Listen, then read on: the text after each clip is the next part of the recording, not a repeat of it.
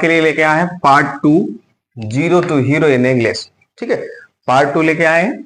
इसमें अभी टेंस बनाने से पहले, सेंटेंस के बारे में पढ़ाने से पहले आपको जो है कुछ ऐसी बातें बतानी पड़ेंगी, कुछ ऐसी मीनिंग या कुछ ऐसे नियम बताने पड़ेंगे, फिर वहां तक चलेंगे तो और मजा आएगा। ऐसे एकदम से आपको टेंस की तरफ लेके चलेंगे, पहले तैयारी कर लेते हैं, है ना। ठीक है, तो पूरा वीडियो देखिएगा तब अच्छे से आपको समझ में आएगा, अन्यथा नहीं। ठीक है, और देखिए सबसे पहले यहाँ पर हम आपको ये भी सेंटेंस आते हैं, ये बता दें। This, THIS, this. ठीक है, फिर दिस एक होता है that, THAT, that, THAT, that. अच्छा, दिस का बहुवचन होता है दीज, THESE, दीज।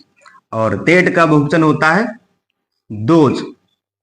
ठीक है, तो इनके बारे में जान लीजिए, बहुत वेरी वेरी इंपॉर्टेंट है ये बातें जो पढ़ाने जा रहे हैं, वेरी वेरी इंपॉर्टेंट। ठीक है, तो दिस मीन्स यह, और दैट मीन्स भी वह, और दीज माने ये, और दोज माने बे। ठीक है, दोज माने बे। एक बे की इंग्लिश दे होती है, लेकिन वो पर्सन प्रोनाउन की बात नहीं कर रहे हैं यहां पर। दो, जैसे कहा जाए बे लड़के तो दोज बॉयज होता है ना। कहा जाए बे पुस्तकें, दोज बुक्स होता है। बे कलम, दोज पेन्स होता है। ठीक है, तो वहां पर इस दोज का प्रयोग करते हैं। ठीक है, सबका एक रूल देंगे एक एक करके। ठीक है, समझ जाइएगा। फिर से एक बार रिवाइज करते हैं। दिस मीन्स यह, दैट मीन्स वह। ठीक है, तो दिस का बहुवचन क्या होता है? दीज। दैट का बहुवचन क्या होता है? दोज। इसे तैयार कर लेना है। ठीक है, फिर से देखिए, दिस का बहुवचन दीज, दैट का बहुवचन दोज। दिस मीन्स यह, दैट मीन्स वह, और दीज मीन्स ए, और दोज मीन्स वे। ठीक, अब जैसे आपको यहां पर बता दें, जैसे हम आपसे कहें कि जैसे आपको बनाना है यह लड़की। ठीक है, यह लड़की, या फिर यह लड़का, या फिर यह कलम, यह पुस्तक।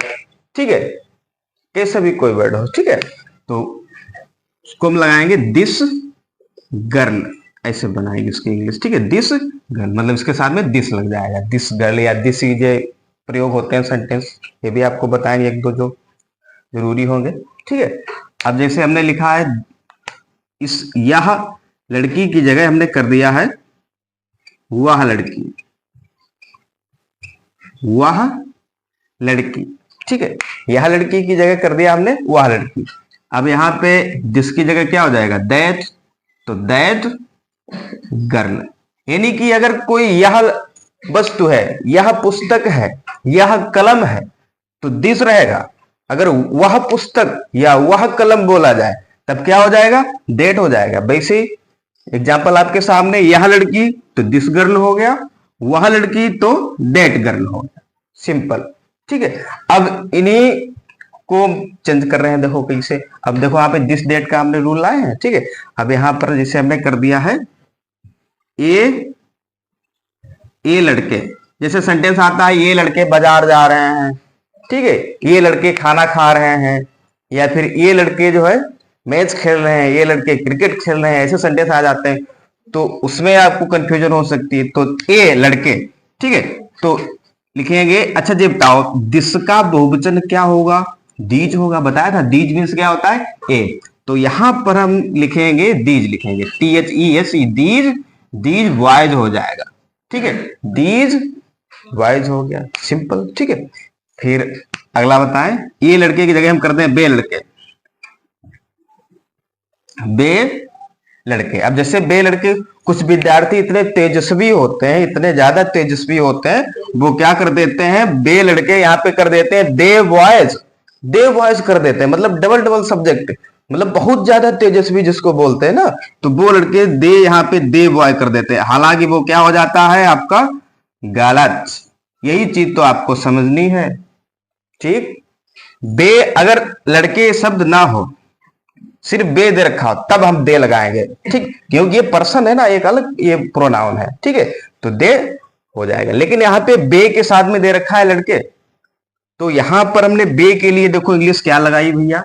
दोज होती है। बे की क्या होती है? दोज। तो हम क्या लिखेंगे यहाँ पे? दोज लिखेंगे, THOSE, दोज। अच्छा, दोज है क्या? लड़के है ना, ठीक, दोज वॉइस हो जाएगा, दोज वॉइस हो जाएगा। ठीक है, एक बार फिर से आपको हम रिवाइज करवाएं। ठीक है, उम्मीद है आप लोग समझ गए होंगे अच्छी तरीके से। ठीक है, इतनी आसान भाषा हमने समझाया है कि मुर्दा है मुर्दा भी समझ जाएगा, और जिंदा है तो कोई बात ही नहीं। ठीक है, देखिए, दिस मीन्स यह, और दीज मीन्स ए, मतलब दिस का बहुवचन क्या हो गया, दीज।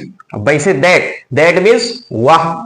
ठीक है, तो दैट का बहुवचन क्या हो गया, दोज। दोज मीन्स क्या हो जाएगा, वे। ठीक है, तो यह लड़की हमें बनानी, तो यहाँ पे यह लड़की की जगह यह कलम भी हो सकता है, यह पेन भी हो सकता है। ठीक है, कुछ भी आप यहाँ पे रख सकते हैं। तो दिस बुक या दिस पेन या दिस गर्ल। ठीक है, अच्छा, यहाँ की जगह वह हो गया, तो कुछ बच्चे वह की जगह यहाँ पे ही वाई कर देते हैं या सी वाई कर देते हैं, तो वो भी गलत है।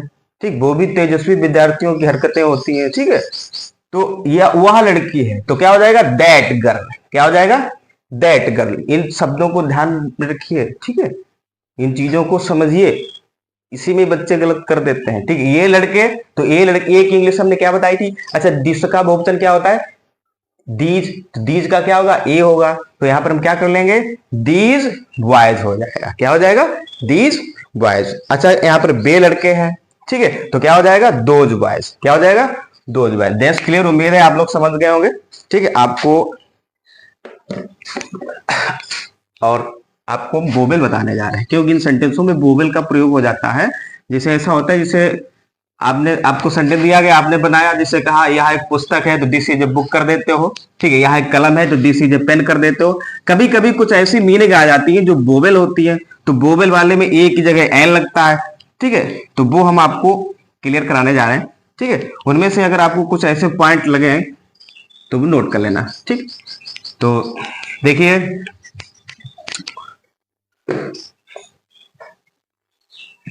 सबसे पहली बात ये कि यहां पर कुछ आर्टिकल हैं, जैसे ए एन दा है। ठीक, ए एन दा है।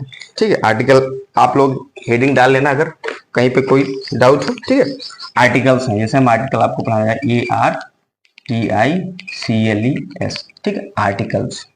क्लियर, तो ये आर्टिकल जो है ये दो प्रकार के होते हैं। कितने प्रकार के होते हैं, दो प्रकार के होते हैं। एक होता है इंडेफिनिट आर्टिकल, एक होता है डेफिनेट आर्टिकल या डिफिनाइट आर्टिकल। ठीक है,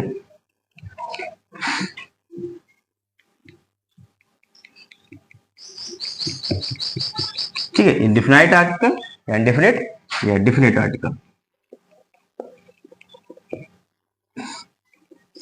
ठीक है, क्लियर। तो इसमें आपको क्या करना है कि यहां पे आपको ये चीजें आपको समझनी है। ठीक है, सबसे पहले इंडेफिनाइट आर्टिकल में आता क्या है।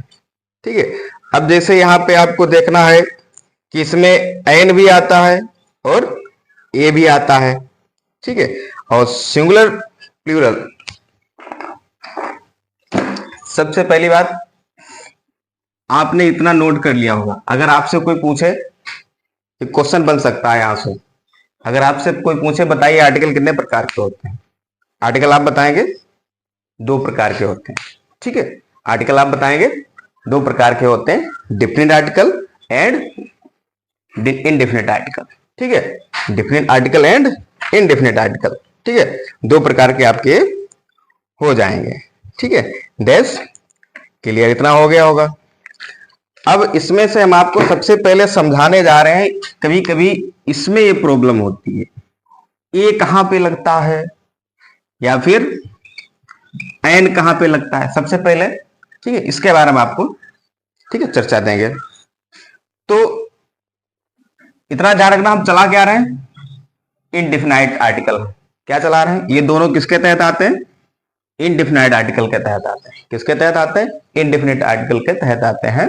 ठीक है, तो ए और एन के बारे में बताएंगे। ठीक है, ए वहां पे लगाते हैं जहां पे कोई वर्ड वोवेल हो, आपका स्वर हो, सॉरी स्वर ना हो, सॉरी गलत हो गया, स्वर ना हो, कोई कॉन्सोनेंट हो, व्यंजन हो। जैसे व्यंजन आपको कौन कौन से हो सकते, सबसे पहले वोवेल आपको बताएं तब व्यंजन क्लियर हो जाएंगे ऑटोमेटिक। वोवेल ध्यान रखो, एन जो होता है वो वोवेल से पहले आता है। ठीक है, तो अगर कोई ऐसा वर्ड आ गया है जिसमें वोवेल है, वो आपको सेंटेंस बनाना है तो उस वर्ड से पहले, उस शब्द से पहले हम लगाएंगे एन। क्या लगाएंगे? एन लगाएंगे। अब देखिए वो कौन कौन से होते हैं? 5 होते हैं। कितने होते हैं? 5। देखिए ऐसे याद कीजिए, ए ई ओ यू आई, ऐसे याद कर लो, ए ई ओ you I, A E O you आई, ऐसे याद कर लो, ए ई ओ यू आई।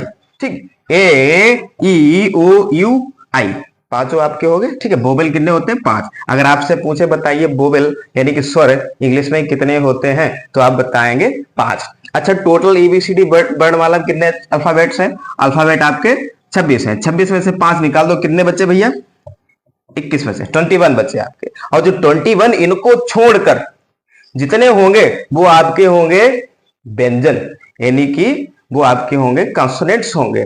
अब जैसे कौन कौन से हो सकते हैं? एबीसीडी पढ़िए आप, जैसे ए बी। अच्छा, ए तो निकल गया, बी, ठीक, बी आपका क्या हो गया?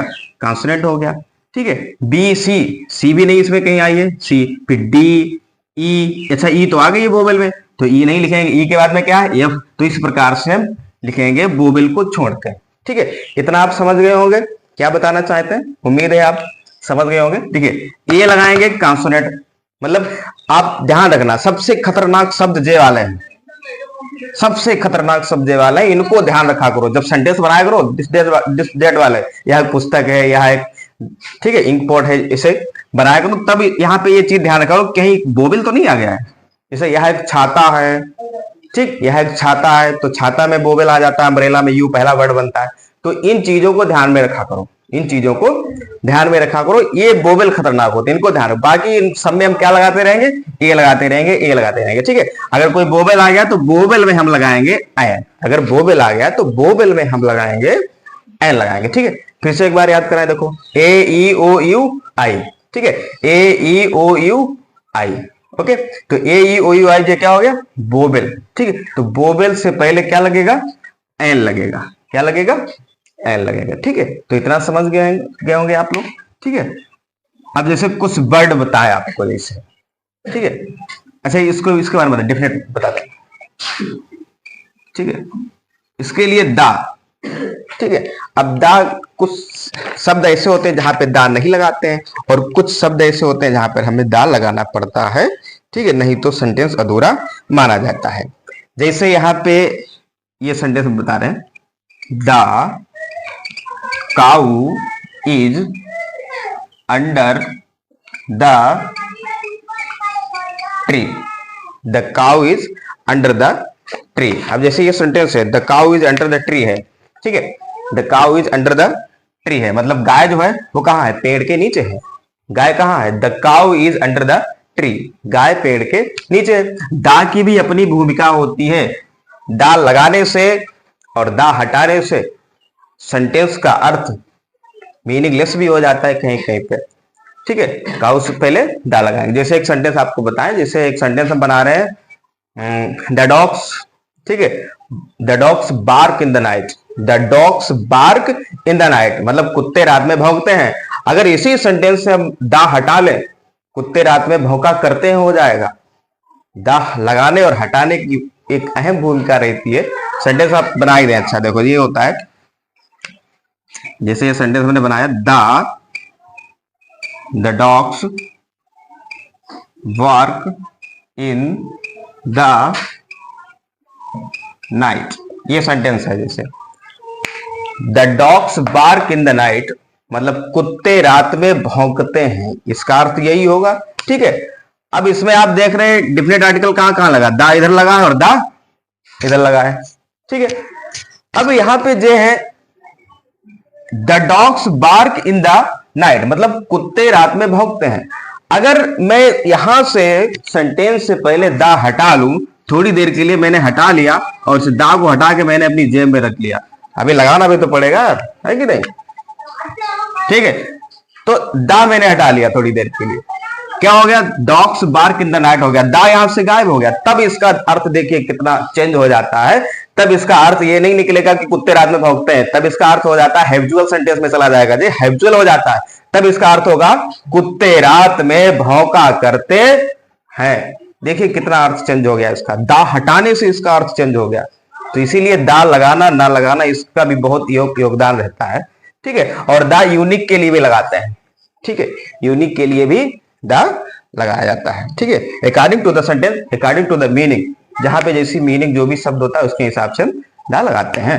ठीक है, तो द लगाना ना लगाना भी, ठीक है, फिलहाल इसको हैबिचुअल हम हटा लेते हैं। ठीक है, क्या लगा देंगे, the dogs bark in the night. Okay, the dogs bark in the night. तो उम्मीद है आप लोग समझ गए होंगे। आर्टिकल जो हमने बताया है, आर्टिकल होते हैं, एक होता है इंडेफिनाइट आर्टिकल और एक होता है डिफिनाइट आर्टिकल। इंडेफिनाइट आर्टिकल में ए और एन आता है, ए और एन आता है, और डिफिनाइट आर्टिकल में ओनली द आता है। ठीक है, अब इनके प्रयोग कैसे होंगे, ये जो होता है कहीं भी लगा देंगे, सिर्फ बोवेल ध्यान रखना भैया, बोवेल तो नहीं आ गया, और बोवेल हमारे यहाँ कौन से 5 हैं, याद करो, ए ई ओ यू आई। ठीक, ऐसे याद कर लो, ए ई ओ यू आई। ठीक, ए ई ओ यू आई ऐसे याद कर लो, ए ई ओ यू आई। ठीक है, ऐसे याद कर लो, 5 आपके हो जाएंगे। ठीक है, बोवेल। तो इनसे पहले हमें क्या लगाना है, एन लगाना है। इनसे पहले हमें क्या लगाना है, एन लगाना है। अब ऐसे कौन कौन से वर्ड हैं, एक कहां लगाएं, एन कहां लगाएं, वो भी आपको हम अभी बताने जा रहे हैं। ठीक है, उससे पहले दा की तरफ फिर एक बार चर्चा कर लेते हैं। ठीक है, the cow is under the tree, मतलब जो गाय है वो पेड़ के नीचे है, गाय जो है वो पेड़ के नीचे है। तो हम दा नहीं हटा सकते हैं। ठीक है, और यहां पर सभी हम दा नहीं हटा सकते हैं। अगर दा हटाएंगे तो सेंटेंस इधर उधर हो जाएगा, सेंटेंस का मोय मोय हो जाएगा। ठीक, ध्यान रखना, सेंटेंस बिगाड़ना नहीं है, हमें सेंटेंस जो है सही रखना है। ठीक, और जहां पे सेंटेंस, अगर मान लिया सेंटेंस अगर आपसे पूछा जाए कि हाँ कुत्ते रात में भौंका करते हैं, तब तो आप दा हटाकर ही बनाएंगे, जैसा सेंटेंस बोले वैसा बनाइए। कुछ बच्चे क्या करते हैं, दाल लगाते हैं और नहीं लगाते हैं, भूल जाते हैं, उन्हें दा से मतलब ही नहीं है। ठीक है, the dogs bark in the night. या फिर एक सेंटेंस और आता है, the birds fly in the sky, the birds fly in the sky, मतलब चिड़िया आसमान में उड़ती हैं। अगर इन्हीं में से वर्ड्स में से मैं दा हटा लूं तो हो जाएगा birds fly in the sky, जिसका मतलब होता है चिड़िया आसमान में उड़ा करती हैं, चिड़िया आसमान में उड़ा करती हैं। अगर हैबिचुअल ही आपसे अगर पूछे, ठीक है, अगर हैबिचुअल ही अगर आपसे पूछता है कि चिड़िया आसमान में उड़ा करती हैं, तब तो आप दा हटाकर बना दीजिए, सिंपल मेथड वही रहेगा बनाने का, वैसे बना सकते हैं। ठीक है, अब कुछ वर्ड इसमें ऐसे हैं जिससे पहले ए एन कहां पर क्या लगना चाहिए, कहां पे नहीं क्या लगना चाहिए, वो आपको थोड़े शेयर करने जा रहे हैं। जैसे यहाँ पे हॉर्स है, HORSE, हॉर्स है। ठीक है, दूसरा जैसे चेयर है। ठीक है, चेयर मीन्स तो पता ही होंगे सभी को आपको। ठीक है, चेयर है, या फिर यहाँ पे एंट, एंट मीन्स चींटी। ठीक है, फिर है इंक पॉट, इंक पॉट ज्यादा नहीं लिखेंगे, बहुत कम लिखेंगे, मतलब आपको समझ में आ जाए कि कहां पर एन लगाते हैं, कहां पर क्या है, बस इतना बताना चाहेंगे। ठीक है, फिर है ये वाला भी लिख देते हैं,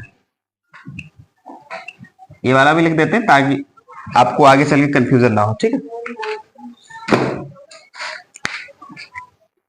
हाँ देखिए, HORSE, हॉर्स, हॉर्स से पहले बताइए हम ए लगाएंगे कि एन लगाएंगे। यहाँ पे देखेंगे जो एच से जो है, एच से यहाँ पे निकलता है हा, इसकी राइमिंग पढ़ी जाती है हा में, इसकी जो राइमिंग निकलती है वो हा में निकलती है। तो एच की राइमिंग जब हा में निकलती है तो इसको माना जाता है कॉन्सोनेंट है। जे क्या है, जे कॉन्सोनेंट है। हाँ भैया, हाँ कॉन्सोनेंट है, जे इससे हा निकल रहा है, कॉन्सोनेंट है। तो यहाँ पर हम ए लगाएंगे, क्या लगाएंगे, ए लगाएंगे, कॉन्सोनेंट ही माना जाएगा। ठीक है, फिर यहाँ पे सी तो प्रॉपर्ली हमारी कॉन्सोनेंट हुई होती है।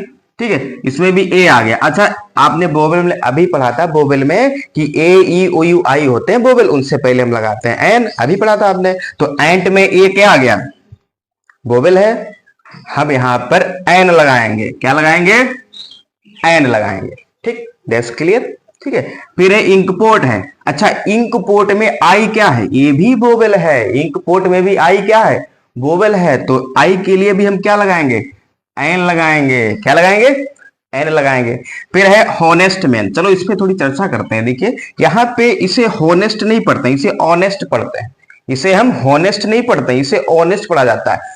जो इसे ऑनेस्ट की जगह हॉनेस्ट पढ़ता है वो तेजस्वी विद्यार्थी कहलाएगा, मतलब होगा। ठीक है, तो यच से यहाँ पे देखिए राइमिंग आ रही है आ की, एच की जो राइमिंग आ रही है वो आ की आ रही है, मतलब इसे हानेस्ट नहीं बल्कि ऑनेस्ट पढ़ते हैं। यहाँ पे एक तरीके से एच जो है वो साइलेंट भी हो रही है, ऐसे आप मान सकते हैं एच साइलेंट है या फिर एच की राइमिंग आ निकल रही है या फिर साइलेंट है, ऐसे आप कह सकते हैं। ठीक है, तो यहां पर एक प्रकार से इसको वरीयता ना देते हुए ओ को वोवेल मान लिया जाता है या फिर इसे वोवेल ही मानी जाती है। ठीक है, तो यहां पर हम क्या करेंगे, यहां पर हम लगाएंगे एन। तो ऐसी कंडीशन फिर से आपको बताएं सिर्फ आसान भाषा में, फिर से ध्यान रखना, जहां पर एच साइलेंट हो जाए वहां पर एन लग जाए और जहां पे एच साइलेंट ना हो तो वहां पे ए लग जाए। ठीक, ऐसे याद कर लो। फिर से बता रहे हैं, जहां पे एच साइलेंट हो जाए वहां पे भैया एन लग जाए और जहां पे एच साइलेंट ना हो वहां पे भैया ए लग जाए। ठीक है, ऐसे याद कर लीजिए आप इसको। एक बार फिर से आपको हम समझाने का प्रयास करेंगे। ठीक है, देखिए एक बार फिर से, हॉर्स में ए लगेगा क्योंकि एच जो है यहाँ पे कॉन्सोनेंट है। ठीक है, और सी में भी ए लगेगा, इसमें ए वोवेल आ गया है तो एन लगेगा। इंक में, इंक पोर्ट में इसमें आई भी वोवेल आ गया तो एन लगेगा। और ऑनेस्ट मैन में एच यहाँ पे साइलेंट है तो इसको ओ को तो यहाँ पे वोवेल माना जाएगा, तो इसीलिए यहाँ पे हम कह सकते हैं एन लगा सकते हैं। ठीक, फिर से देखिए, एच जहां पर साइलेंट हो वहां पे एन लगेगा और जहां पे साइलेंट ना हो वहां पे लगेगा ए। ठीक है, ए। ठीक है, इतना क्लियर हो गया। ठीक है, तो बस उम्मीद करते हैं आपको ये चीजें आज जो हमने पढ़ाई है वो समझ में आ गई होंगी, और प्लस कुछ ऐसे पॉइंट हैं जो आपको ना समझ में आए हो फिलहाल, जो भी हो तो उसे आप नोट करके तैयार कर लीजिएगा। ठीक है, और वीडियो अच्छा लगे तो लाइक जरूर कर लो और कमेंट कर दिया करो, मतलब कैसा, कहां पर कैसा क्या रहा, कमेंट जरूर किया करो। कमेंट नहीं करते हो आप लोग। ठीक है, आपसे निवेदन है हमारा कि कमेंट लाइक दोनों किया करो। ठीक, दैट्स क्लियर। आज के लिए बस इतना ही, कल मिलते हैं पार्ट 3 में, zero to hero in English part 3। That's good bye.